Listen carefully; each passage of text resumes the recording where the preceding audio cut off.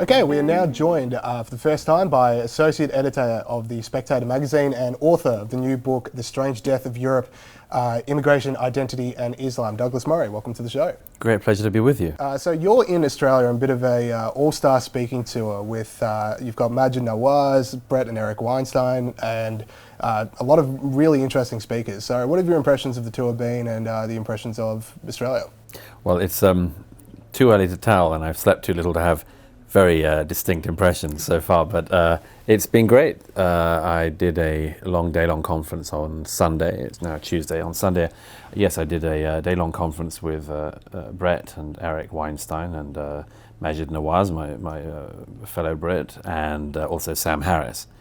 And that was a terrific event. And then as of tonight, here in Melbourne, I'm starting a set of 4 engagements with Dr. Cornel West, called the Polarized Tour, and we'll see how polarizing or otherwise it is. But that starts tonight in Melbourne, and then Sydney tomorrow, and then Auckland, and then Brisbane. So I'm going to see a bit of your country, I hope. Yeah, hopefully, yeah. So many IPA members have seen you in Sydney, they've heard what you've said, and there's been the sort of elements of how politicians can't say anything meaningful anymore, just the way that political discourse is at the moment. Yeah. How do you arrive at that conclusion? Well, firstly, I arrived at that conclusion from observation and just listening. I for some years, as a writer and a journalist, been on many shows with politicians, many stages with many politicians, and I've just noticed that really up close, as well as in the general political and media sphere, it seems to become impossible for politicians to talk. They don't air an idea. They're increasingly wary about airing a view, and I've been thinking for a while about why this might be. And I mean, one of the views I've come to is just that there's something about the age of social media that's meant that it's too dangerous to think aloud now, or to try things out. And in fact, to step down from that, it's become dangerous for people in politics to say what they think, and that's because you're not speaking to a room full of people now. You're speaking to the world at any moment. You could be, as we know from books like John Ronson's, so you've been publicly shamed. I mean, it can happen to an individual from the public. You can just at any moment be broadcasting to the entire population of the planet. Your error will be known by everyone. And this has caused this restriction of discussion. And there's one other thing I should add, which is the nature of the media in recent years has been that the idea has been that the public can put up with shorter and shorter time spans. So, you'll go on a discussion if you're a politician or a pundit, and you'll be with someone else, and you'll get a total of 4 minutes between you on airtime. And the idea about that was that the public, can't cope with anything longer, bite-sized nugget. Well, that's not true. And the success of podcasts like this one and many others is showing that actually, we can, as a public, cope with long-form conversation, and we want it. We want meaningful discussion of ideas. We don't want soundbite culture, or not only soundbite culture. Yeah, like 3-hour podcast with Joe Rogan. People stick around for every second. Joe Rogan is the marathon runner of podcasting, but my gosh, it flies by. He's so good at it. It's so interesting, and I can think of no mainstream media figure who could run a conversation with one guest that could go for 2 or 3 hours. Jordan Peterson, of course, with whatever he's got, 40 million followers, regularly puts out 2-hour videos. So that's another really good example. Back to the politicians not being able to say anything meaningful. John Roscombe and Simon Brainey were at your event, the IPA's representatives that you were speaking at the other day, and it really struck them that there's kind of this crazy situation where politicians don't say the truth, don't tell the truth. They know they're not telling the truth, and the people listening know they're not telling the truth. Do you think this led to Trump and populism and Brexit? Do you think those two things are linked? I think there is a link to what is going on in politics. I personally reject the term populism. I think it's the wrong term for this. I think populism has become the pejorative term that a lot of people use for things they just don't like. Yeah. When the public are wrong, they're populists. Okay. Yeah. When Hillary Clinton talks about the power of Wall Street, she's not a populist. Yeah. If Donald Trump talks about the power of Wall Street, he is a populist. So the same person, the same thought can be heard by different people and it's interpreted in a different way. Emmanuel Macron in France didn't run in any normal party structure, created his own movement. It wasn't really even a party. He had to put elected people to run for election after he got the presidency. On any normal term, this would be described as populism. Yeah. But it isn't, because Mr. Macron appears to be within a certain acceptable type of politics, or acceptable in quotation marks. So I don't accept the populism term. But yes, I mean, what there is that's going on is that you can't stop us, the public, from thinking. You can stop us from being able to say things. Sometimes you can dampen the amount of speech, unfortunately, sadly. You can dampen the amount of speech, but you can't stop people thinking. And what I think is that the Brexit vote, for instance, showed that despite decades of the public being told one thing, they instinctively came out and they said, no, we have another view of our own, and we're going to assert our opportunity to voice that. But I do think there is something going on, and obviously Donald Trump is the ultimate demonstration that the way in which this breaks out might be in just people who can say the most outlandish things ending up winning. Yeah, or Jeremy Corbyn in the UK can say outlandish things, but there's a level of earnestness to it that people... Yes, that might be the case. I mean, Corbyn's a different creature. I mean, you could argue he's like, the famous thing of the stopped clock that can be right once every 24 hours. I mean, he's been in politics for almost 40 years, and I mean, he's made absolutely no impact in politics for decades of sitting on the back benches with no piece of legislation to his name, with no meaningful achievements in politics.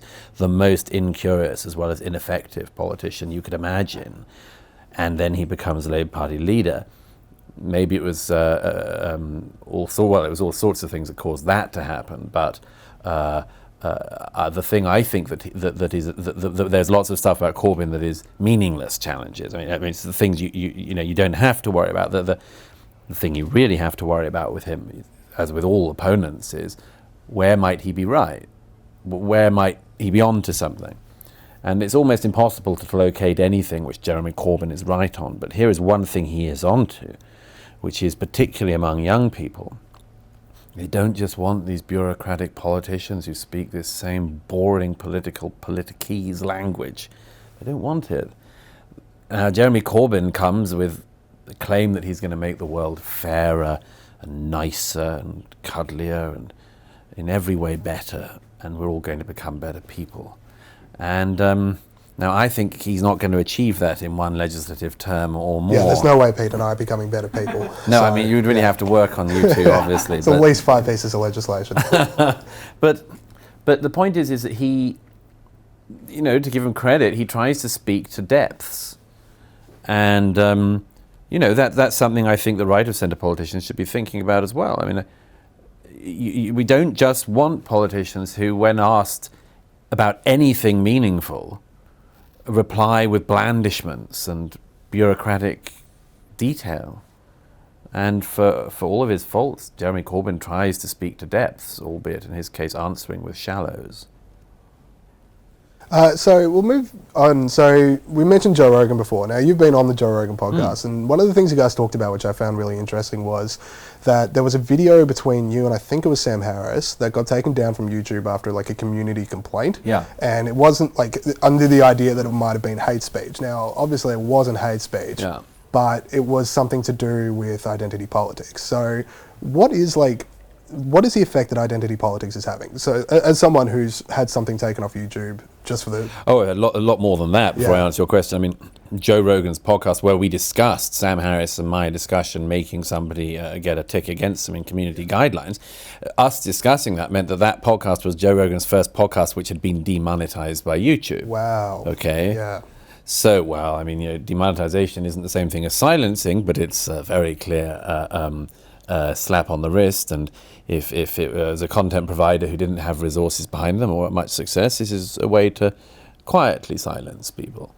There's a lot of that. I mean, I'm not myself on Facebook, but I occasionally get reports from readers. For instance, I wrote a little while ago about a case of a girl who got, a young woman, I should say, who was barred from entering the UK because the previous time she had set up a stall with leaflets saying Allah is gay. And I said, this is outrageous, whatever your thoughts on this matter, this is an outrageous infringement of free speech.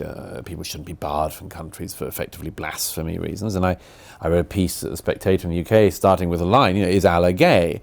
And I said, I think it's highly unlikely that if such a being as Allah existed, he would be solely gay. He would probably be bi-curious or something, or sort of gender fluid, probably.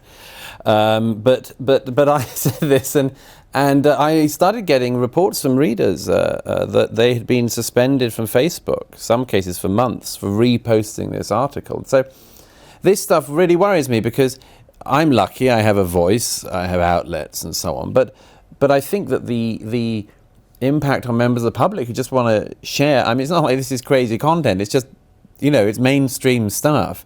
The idea that this gets described by the social media companies as being, really troublesome sort of stuff, I'm sorry, but these people have more power than they know how to safely deal with, and this is very troubling. As for the content of your question, which was, you'll have to remind me now. Just like the effect that identity politics is having. Well, it's making us mad. Yeah, isn't exactly. It? It's making us mad. Yeah.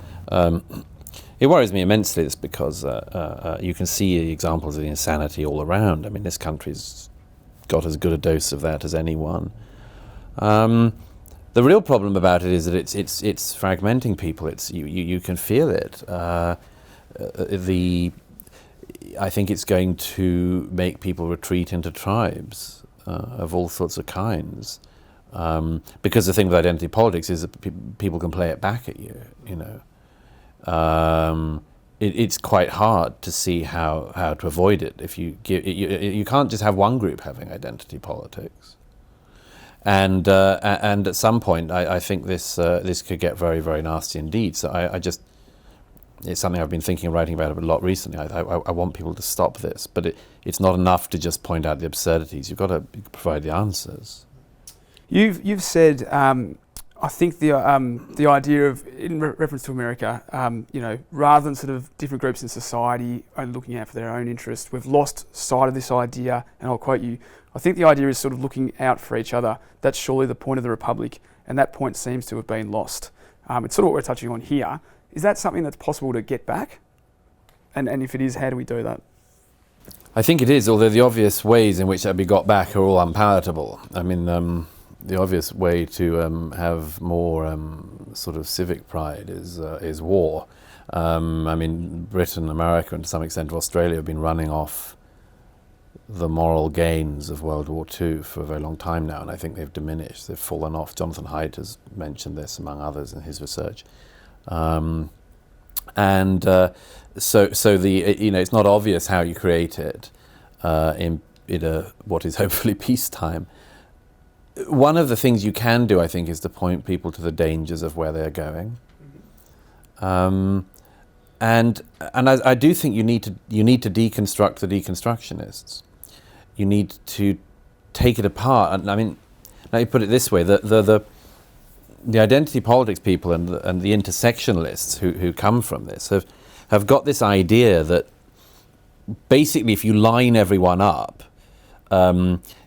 society will fit in like that, like a sort of beautiful sort of piece of Lego or something, and you'll get the gays and the women and black people and people of other racial minorities and people of other sexual minorities and so on, and these people have, and the whole thing will just beautifully meld like that, and I think there's already a massive amount of evidence. I mean, witness the so-called turf wars between trans-exclusionary radical feminists and other branches of feminism. I mean, if you were wishing them well, you'd be really worried at this point. But they're coming in like every other thing at this kind of angle, and so this thing isn't going to happen. It's coming in like this, and it's just causing and is going to cause the most ungodly mess for years. I mean, you can see, as I say, in these corners of the debate, the pain that's already existing, and it's just going to get worse because it doesn't work. It doesn't work. There are too many internal contradictions, among other things. I mean, just the internal contradictions are everywhere. They're so visible. I mean, starting from the thing of like, who's your leader? Who appoints the leader of this community? Who's the authority? Yeah. And, we have this in the UK with, like every other country, with so-called, representatives of various groups. And I really resent this, because I think your representatives are only the people who are representatives because they've been voted for. Yeah. So when people say to me, who are the Muslim leaders? I say, well, I mean, it's the Muslims who we've elected as MEPs, members of the European Parliament, for instance, the Muslims who are members of Parliament in the upper house and the House of Commons, many other realms of politics. Those would be the people. Why would a sort of self-appointed council of backwards people like we have in the UK and the Muslim Council of Britain and other things? Why should those people be regarded as being leaders? Nobody voted for them, and I mean that thing goes with every other movement. Self-professed leaders who have, no qualities of leadership, not least because they have no followers. Yeah, so you talk about how there's people without a platform right now who are feeling the brunt of identity politics because they don't want to speak. And you talked about how you yourself, you have a platform, Joe Rogan has a platform, even if he gets one video demonetized, it's okay. Yeah. But do you sort of feel like there are people out there who are going to take any word that you say, any word that Joe Rogan says, maybe even in this interview, and they're just going to use like one particular quote, go nuts with it, and have you shut down through that? Is there like an element of self-censorship of even the big players in the media right now that's identity politics is starting to affect? Well, I actually on Sunday with Sam Harris, I was discussing some of this, because I think it's hard not to sort of self-censor in some way in this era, because, let me put it this way, everyone who's a writer or speaker, thinker, public figure in any way, you're basically trained, you train yourself, or you're trained to learn to write and speak in such a fashion that an honest person cannot honestly misrepresent you. That what you said is faithfully understood by decent people acting in a decent manner. And the era of social media, among other things, has caused something different to happen, which is that many people are now having to write and think and speak in a manner that ensures that a dishonest critic cannot dishonestly misrepresent you. And there's a problem from this, which is it's not possible to do that. Yeah. It's not possible. It's not possible for me to use a word we've all agreed on the meaning of, and for somebody else to either say the word means something else, or, and this is a very common one, it's not the words you say, it's what we think's behind the words. And you hear that all the time at the moment in every direction. It's the dog whistle element. Yeah, the dog whistle. I mean, with the old counter to which is, you've got to be the dog to hear the whistle. Exactly. But these sort of voluntary dogs that crop up all across our media, who claim to have the power of hearing for this, they're everywhere, and this is incredibly dangerous, because I could attribute all sorts of motives to people that their words don't reveal. But I don't, because I think it's dishonest, and you can't have any form of communication across political or other lines if that's the game you're going to play. And I think we have to fight against this very, very hard. What was one of the great things that Elizabeth I said, but the observation of not being willing to look into the heart of human beings, not claiming that you can see into the hearts of people. Because, first of all, you can't. Secondly, that way lies hell, because everyone can play that game. I can claim that all my critics are guided by some horrible bigotry, but I wouldn't, because I don't think it's true, and I don't want to claim it for short-term political gain. I think it'd be an incredibly dishonest thing to do. And so I think that, among other things, one of the ways you get out of that is to do something which I think the first person I came across who pointed this out was Roger Kimball of the New Criterion in New York. He's pointed out, I think it was him who pointed out first, that the only way to undo some of this is for there to be an equal societal punishment for somebody erroneously making a claim, as there should be for the person against whom such a claim is accurate. So, for instance, if somebody is actually shown to be a racist, for instance, very, very racist person, you can see it from their words and their actions and so on, then that person will rightly suffer societal shame.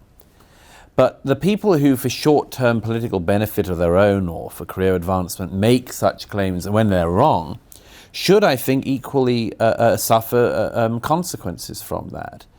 In the same way that if you ran around the city claiming that everyone you disliked, you had evidence that they were a paedophile. If it turned out that you had no such evidence and you were simply saying it because you didn't like the people in question, you would and should suffer serious societal stigma for lying, for telling untruths, for poisoning your society with untruths. And I think we have to find some way to do that.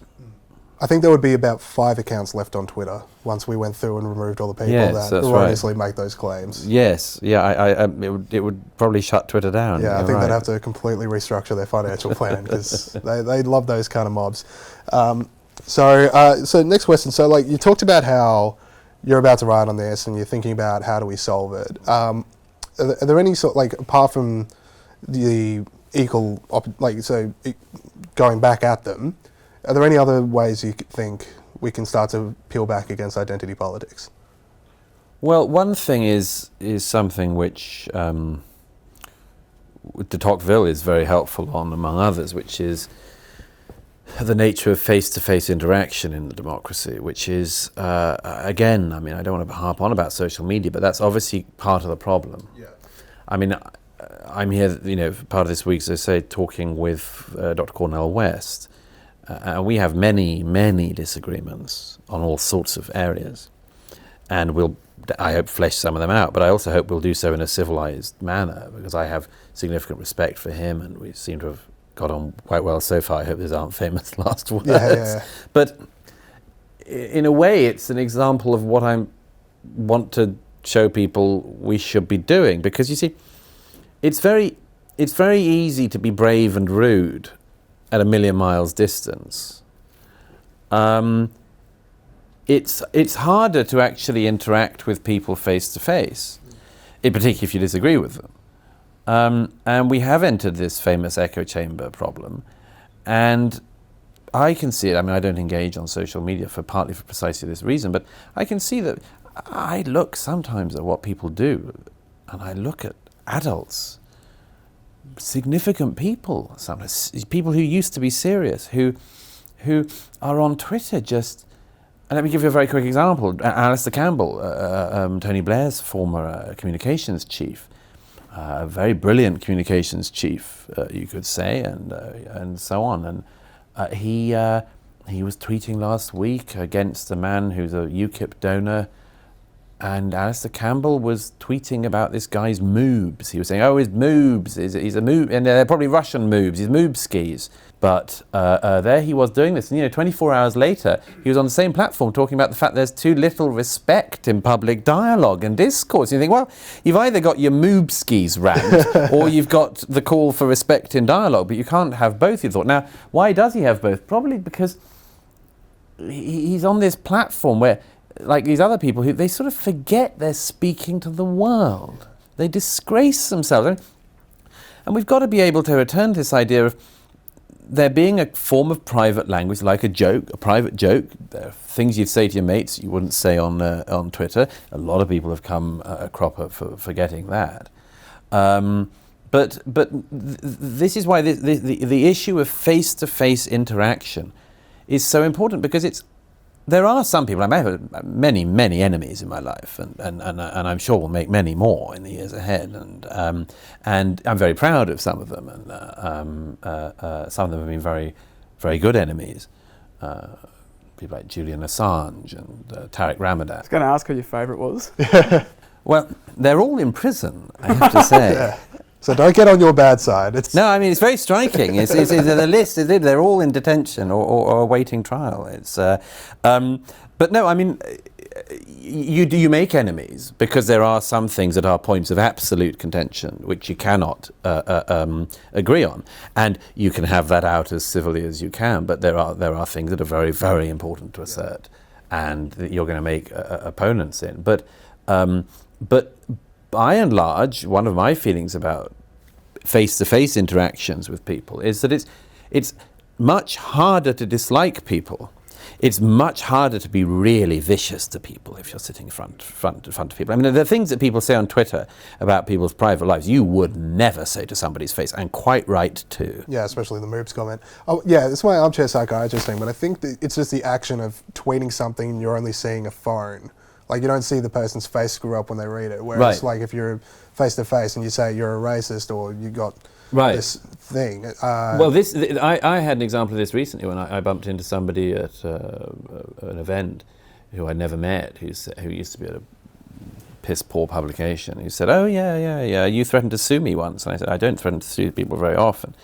And I said, and he was sort of very jolly about it. It was disgusting. I said, "Oh, what was it over?" And he told me, and he said, I'd sort of forgotten about the incident. And I said, "Well, you published an untruth, and then you had to unpublish it, didn't you, and correct it and apologize." He's like, yeah, sorry about that. It's like, and that's sort of not uncommon. There's a frivolity with some people who think, I'll just go out there and say crazy stuff about people and just get some attention and so on. And I looked at this guy and I just thought, what a contemptible figure you have to be to think that's a decent way to operate. And I thought, my gosh, if I'd run a piece making some disgusting and untrue and libelous accusation against you, I bet I wouldn't. I'd slink away if I saw you, But there's a shamelessness with some people. All right, let's change tack slightly. Obviously, you've written the book, The Strange Death of Europe, where you talk a lot about culture in Europe. Yeah. You talk about how people in Europe find it difficult to, in some circumstances, even admit that they have a culture, that there is a European culture. Or if they do admit that there's a European culture, that it's a negative thing. Why is that? And we'll get on to Australia in a sec, but... Well, Australia is connected to that, isn't it? Yeah. I'm very connected to that. And I've seen that already in my time here. I'm a great advocate of self-criticism as an individual, and for societies, I think self-critical societies are a very good thing, much better than the opposite. Yeah. But self-criticism has to be fair to yourself as well. It can't be masochistic. It really shouldn't be masochistic. It really shouldn't be. Apart from anything else, because you end up producing people who think that because you're in a self-critical society, the worst things that are said about your society are true, and therefore the other societies who are not self-critical, who you don't hear things from, you can kind of give a pass to. I mean, I worry about this all the time about coverage of Russia, for instance. I think there's a branch of conservatism in particular which is far too uncritical of Russia. And I think this is one reason for that. We live in these messy, diverse and pluralistic and democratic societies, and you can hear all sorts of stuff about us. And then there are these sort of countries which don't have to have, those messy things like elections and so on. And it's sort of easy for people to fall, it's too easy for some people to fall into a form of almost admiration, quasi-admiration. And I think it's the same thing with China. And I just think we should avoid the worst tendencies of this. And I suppose it comes down to that central thing. It came up in the discussion in Sydney on Sunday, but, I'm all for people feeling that where there are remaining inequalities because of historical events. I'm all for people trying to work out how to deal with that. I'm not for self-annihilation as the answer. I'm not for instance, I don't think an obvious solution to ongoing racial issues in the US is, for instance, for some kind of tithe to be taken from everyone who's white or of European descent in America and distributed among the black population, as Ta-Nehisi Coates and others have recently argued. I think there's a new type of hell you're going to create if you go down that route. But I'm all for answers. But this sort of thing that's going on, and you hear it here, I think, as well, it's going to tell some people, it has been telling some people, that they are uniquely guilty. And my view is that no people on earth have ever been entirely guilty, and no people on earth have ever been entirely innocent. And in any case, we get back to this central conundrum, which I address a bit in one chapter in the book, in The Tyranny of Guilt, which is how do you solve it? Like, what are your suggestions for solving this? And how do you expiate it? So, there's something which I didn't actually end up putting in the book, but which Nietzsche is very good on, which is having what happens in societies which effectively have the structure of Christianity, but lack the belief. And one of the things that you can get into in that, and I think this is the case in Australia, I think it is the case in my own country and across much of Europe, is you get into the problem of guilt with no potential possibility for redemption, ever. Yeah. No means of redemption. Germany is the obvious example. Like, this is living memory. But, like, what is your attitude to be to young Germans who themselves have never done anything, and whose parents may not have done anything, and whose grandparents may? What is your answer in a country of 80 million people, most of whom are descended from the generation of that war? It's not clear to me, but I know that there is a lot of damage that you could do if you kept telling Germans that whereas generally we don't believe people are responsible for the sins of their fathers, they should be. Because it suggests, among other things, for instance, that there's something in the DNA, something of the blood, something in the blood in Germany that every now and then turns them genocidal. And that's a kind of Nazi idea, that there are historical traits within people that erupt like that. I don't like this deterministic view. It's you could almost say it's Calvinistic. Yeah, that feeds on to the next one. So you talk about how they look for ways to sort of make up for past guilt, and one of the ways that you mentioned in the book is through like this sort of race, I guess, to have the most inclusive immigration policy, sure. Especially through Germany.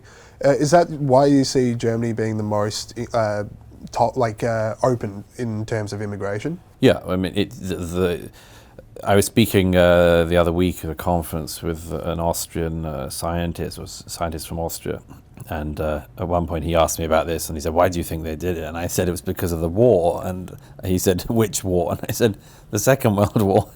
He burst out laughing, and I realized it was one of those things that, like, it's so obvious that he just hadn't thought this recently. Yeah. And I mean, it's not like big events like that are just going to go away in 70 years. And as I say, I mean, I'm not for eternal and constant guilt. I think we have to find ways, as I say, a means of redemption. But I think that the 2015 decisions by Angela Merkel and the weird frisson underneath it in Germany definitely had this. There was a quasi-orgiastic pleasure in the sight of people trying to come into Germany rather than get out, breaking through the borders to get into Germany rather than breaking through the borders to get out. I can understand it, of course. Who couldn't understand that? But it doesn't. I mean, there are many paradoxes and oddities about this.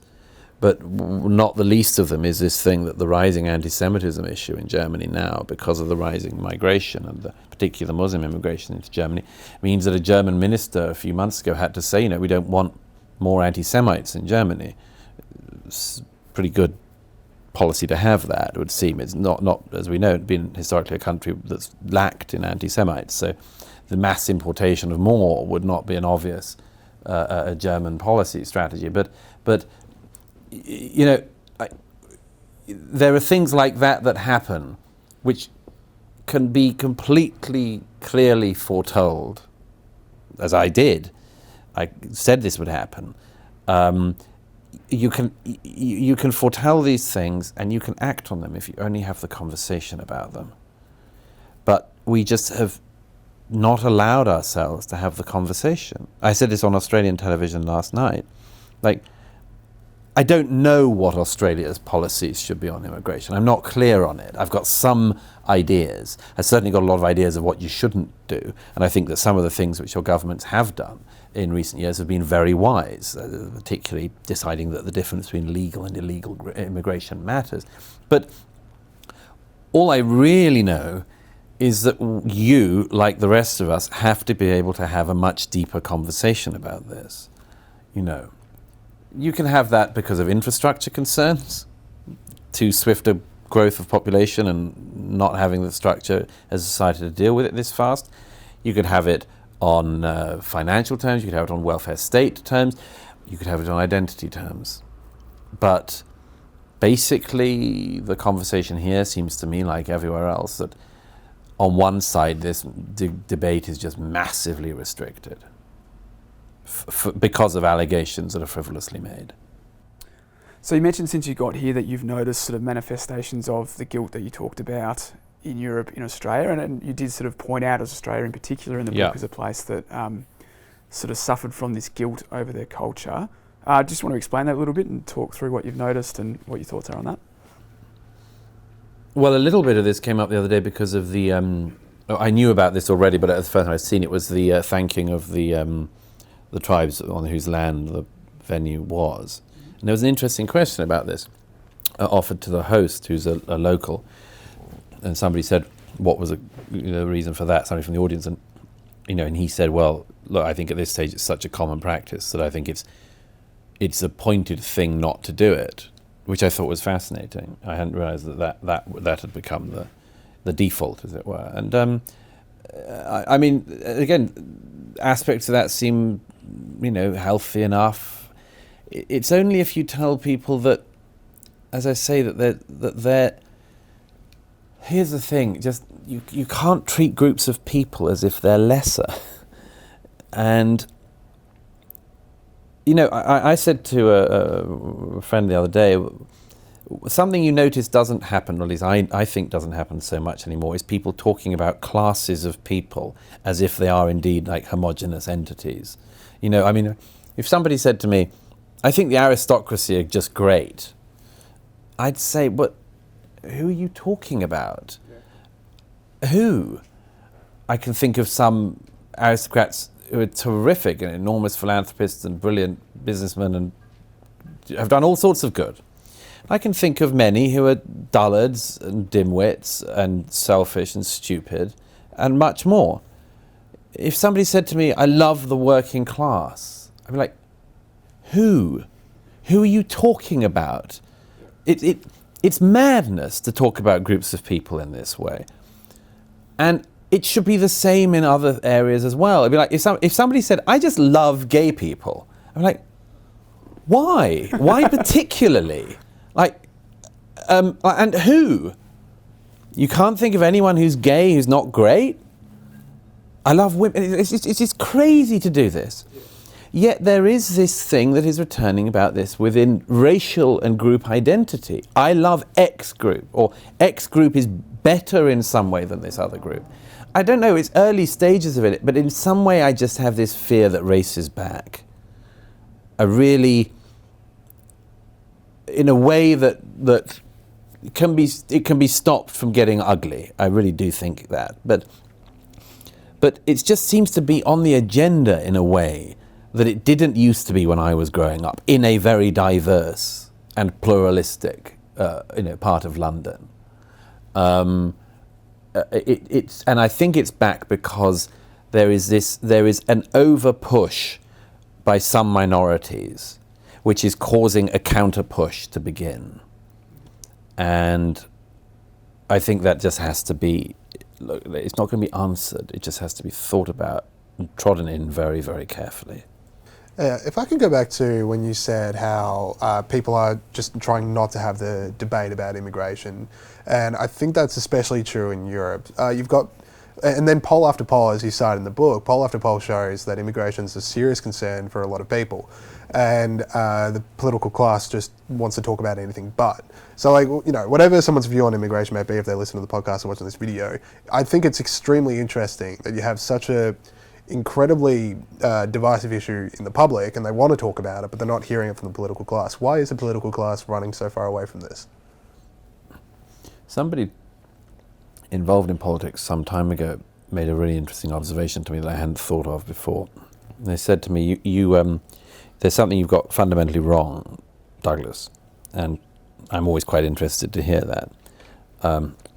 And I was persuaded by their argument. This person said to me, look, you think because you're motivated by a sort of search for truth, or at least an interest, I'd put it no more in truth, no stronger, you think that that's what's motivating other people too. But a lot of people are not motivated by that, or end up not being motivated for that. And this person said, in politics, you may go into it motivated by that, but particularly the higher up you go, there is this issue of effectively cost-benefit analysis. And when I thought about this, I thought this just rang really true. So take some of the issues I have written about a lot, like immigration, like, for instance, Islam. If you know that one side of this spectrum can lead to total career death, the end of your jobs, the end of your reputation, let alone if it also means the actual threat of death, I mean actual violence against you, or at least a serious restriction in your ability to move. And on the other hand, if you got it wrong, at worst, like, I'll write a piece being critical of you. A couple of other people will call you out. Like, whichever side is true or whichever side is false, like, what do you think the motivation is more towards? Okay? And this is an explanation for a lot of things that go on. In order to correct that, because it's important to have answers, you have to in some way rebalance that. There has to be a reward for telling the truth. And concomitantly, there has to be some greater punishment for lying or for telling lies. Or, and this is perhaps more pertinent, there should be some kind of downside to not wishing to pursue truth in the public square. And look, politics has never been a bloodless game. I mean, metaphorically speaking, sometimes literally. It's never been totally clean. It's always going to attract a certain type of psychopath. Yeah. Okay, it just is. The late Oberon Waugh used to say that anyone who said they wanted to be in politics should be prevented from being in politics by virtue of their ambition. Well, that's what we told former Deputy Executive James Patterson before he got into politics. That, you know, yeah, and he didn't listen to us then. No. Won't listen to us now. But you know, it is a.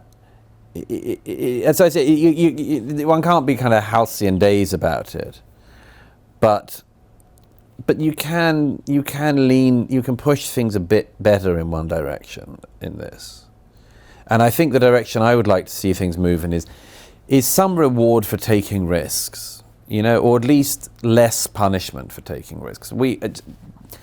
There's a woman called Sarah Champion who's the Labour MP for Rotherham, which is the place where 1,500 girls were raped by minority ethnic gangs of Muslim men.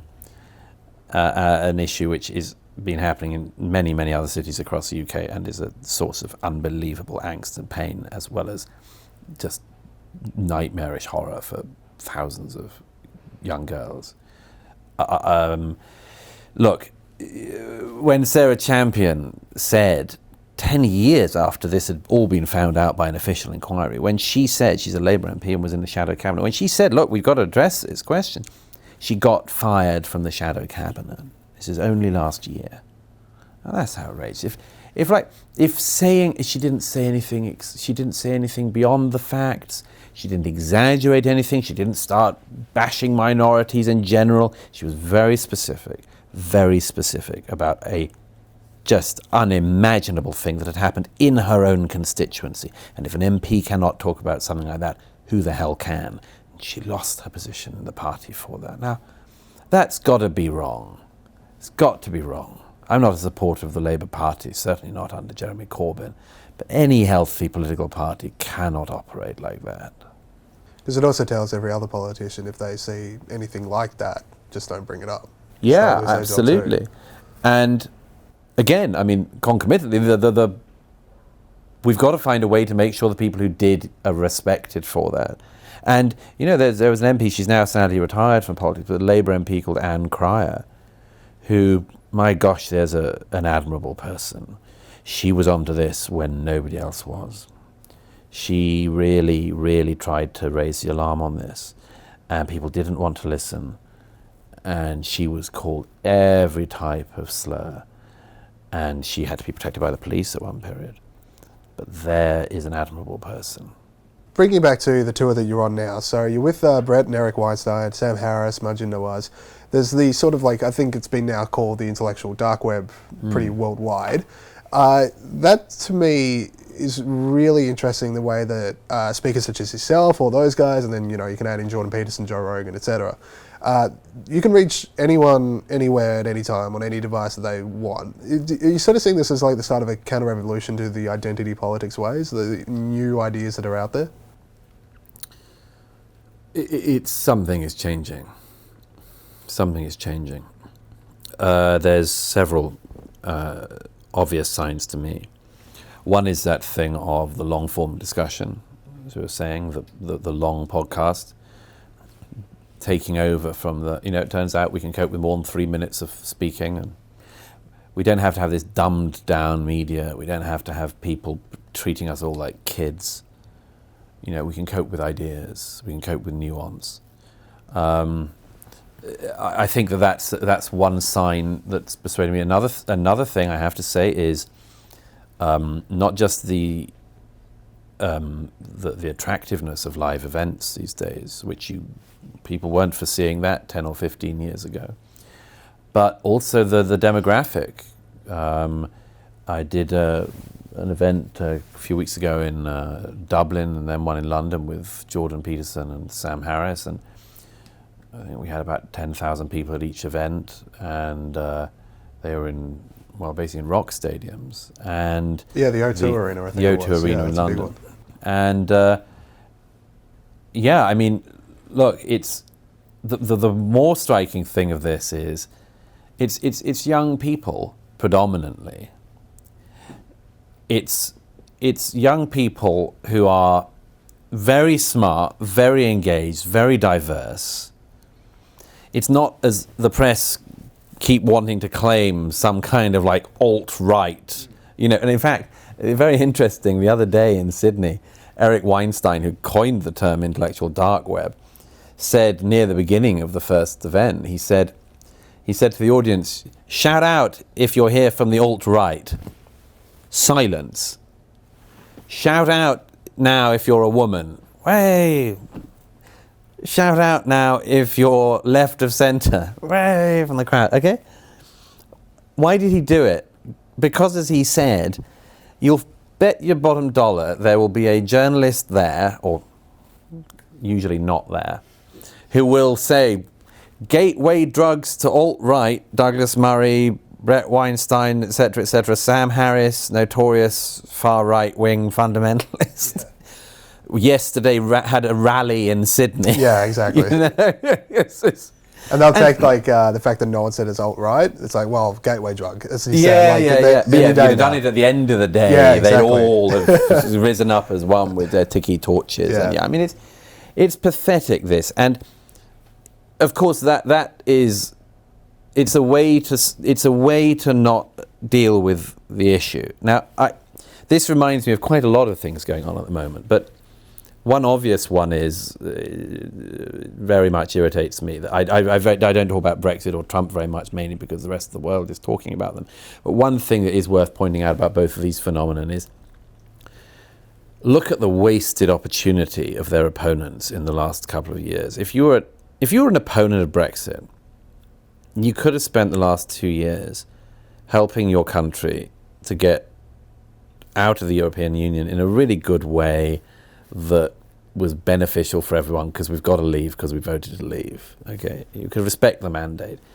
it's not at all obvious to me that the best use of your time for 2 years is to pretend that because of 4 Russian bots on Twitter, where the British people were tricked into voting to leave the European Union, which is a botherless and unbothersome organisation with no downsides and only upsides, and you know, how could we be so mad? Or we were deranged by something on Twitter. It seems to me to have been an awful waste of everyone's time, that. If in America you were a Democrat who just cannot believe that Hillary Clinton lost the election because she was such an attractive candidate, such a fresh face in politics. If that was your view, then the last 18 months, you could have really worked out what went wrong. Like, why did the most spend ever on an election to deliver a candidate to the White House fail so badly that they lost to Donald Trump? Like, what are the things you're not speaking about which he spoke to and got the necessary thousands, tens of thousands, it wasn't a big margin, of people to come over and vote for him on? You could have spent the time working that out. What have you got instead? This magnificent, I think, waste of time that the whole thing was stolen. Now, I don't know what they'll find in terms of investigation. It just seems to me unwise not to accept the mandate and to not be trying to regroup and work out what you need to do. And I think it's the same thing with this thing, the criticisms that Jordan and I and others get. It's like, stop trying to pretend that we're trying to do something we're not. Consider the fact that we might be onto something, or at least not onto nothing. You know, and it's not, people aren't turning out and, you know, absorbing this content because they're mad or because they're bigots. It's because there are a set of really, really big things that need to be addressed. And you can't just shut us all up. You can't just tell us not to think. You know, you can't pretend that there's no difference between chromosomes and just make us all agree with it. Or that there's no difference between men and women, or the most important characteristic of people is their gender identity or their sexual identity. Then you can't tell people that they're terrible because of the colour of their skin, and a whole load of other stuff. You can't just do that and not expect people to want to have a more honest conversation about that. Now, there was a time, until quite recently, when you could lie and get away with it. And I hope to God, I don't think it's possible anymore.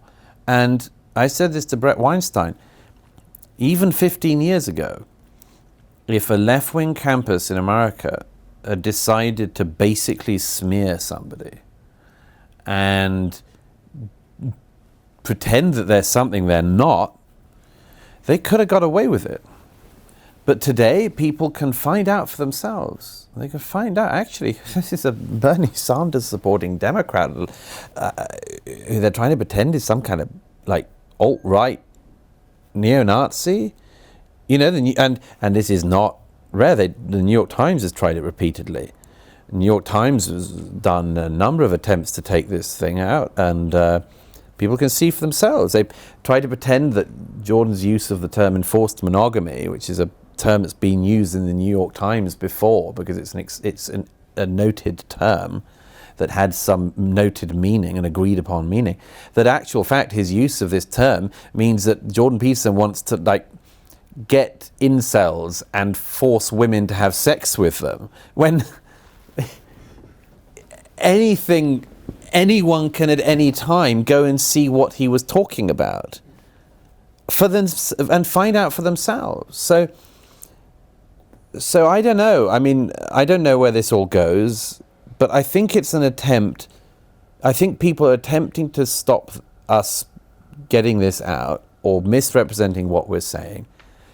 And I think they shouldn't, because among other things, they are missing an opportunity to listen to something that perhaps they should listen to. Douglas Murray, the book is The Strange Death of Europe. Go out and buy a copy now. Thank you so much for joining us on the show. It's been a great pleasure. Thank you.